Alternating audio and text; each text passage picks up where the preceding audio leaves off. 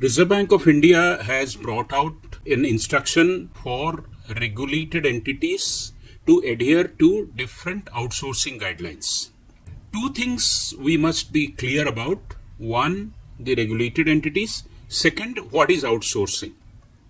Regulated entities are a set of organizations, both public and private, who have so much of systemic impact and influence on public life that their functioning becomes vital, and as a result, the boundary conditions and the playing conditions are monitored, prescribed, and implemented by somebody like Reserve Bank of India or Insurance Regulatory Development Authority of India or some government bodies, government departments, as well as statutory bodies like green tribunals, etc., which has been formed for the purpose. What is being prescribed for these entities today are likely to be the best practices in next few years, and after that it will be the expected norm for the players, both from the governance point of view as well as from the enforcement point of view. It is very important to understand what is outsourcing.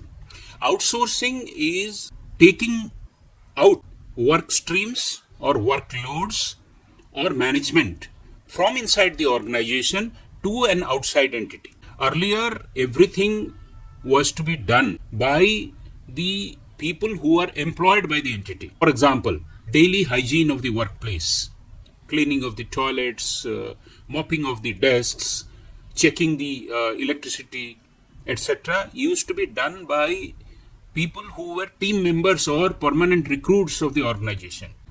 The bank identified what are its core activities and what are its non-core activities. So non-core activities were outsourced. After that, the second phase came where an entity always examined which of the things could be done by its own team, even if it is core, and what can be outsourced to be done more efficiently, more economically, more productively. For example, in a loan system, whether the KYC will be done by the bank's own employees, which results in delays, property verification will be done by the bank's own employees. All these are outsourcing activity. More and more, the IT activities which was built inside the organization, many of the things are getting outsourced. Reserve Bank of India's outsourcing policy is a reflection of this reality that many of the business processes are going out of the organization. Concern that whether banks are entering into a territory without properly understanding the risks involved, and also fixing accountability and answerability for the management as well as the boards to look into critical aspects of outsourcing. What does the RBI regulation say? There are three broad philosophical contours of RBI's guideline. The first one, all outsourcing must be under the control of the entity which is doing the outsourcing.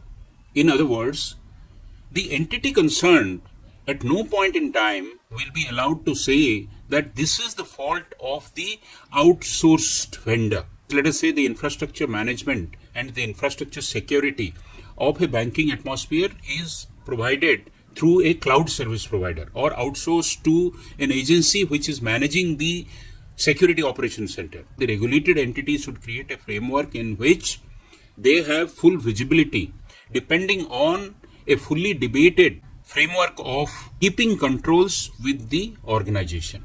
Second is access control. The privacy, the data, the accessibility, verification concept have all been put into mandatory requirements of contracting. Third thing, in no way, because a particular process is outsourced, that the regulated entity can take shelter under that and dilute the regulatory rigor. The regulatory rigor has to be preserved as part of the contract. Third thing, outsourcing has been one of the major methods. The organizations not only lose control, promoters who are less than ethical have been found to siphon away money through outsourcing agreements. So regulated entities have been prohibited. The outsourcing vendor should not be controlled by one of the directors or one of the key managerial persons. It may sound initially as if these are nothing but an articulation of commonsensical risk management concepts when you are taking away work to an outside agency. But this was critically required so that everybody follows similar things, so that nobody takes advantage of an arbitrage situation. This guideline is a very welcome first step, and I'm sure more and more such guidelines will come and gradually will climb up in being the best practices in the system. Thank you very much.